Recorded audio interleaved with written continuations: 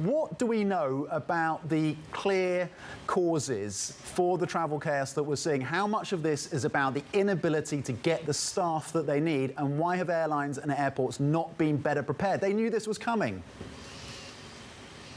Yeah, so I mean, for the past 2 years, the airline industry has been asking people, governments, everybody else to allow them to restart travel. And then when travel really came back, the airline industry wasn't really prepared for it. And that's largely down to the fact that they've had to cut lots and lots of staff during the pandemic. And a lot of those staff members have either found other jobs or aren't really willing to come back to the aviation industry. So that's really behind all this chaos in Europe at the moment.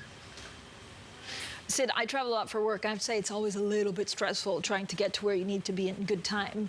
How long does this disruption take? I think we heard from the Heathrow chief executive this could be 18 months. So what's the thinking? Are they now worried to hire more staff in case there's a recession and people stop traveling?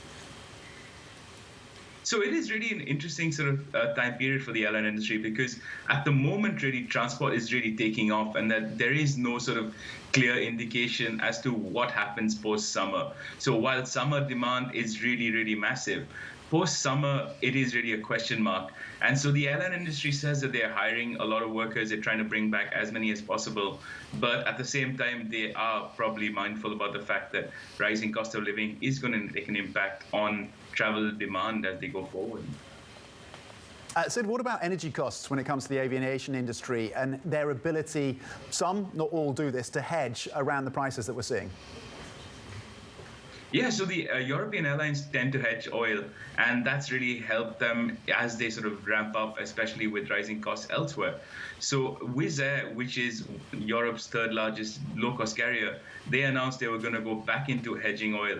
And that sort of really shows the extent of it, because oil is the largest sort of expense that the airline industry has.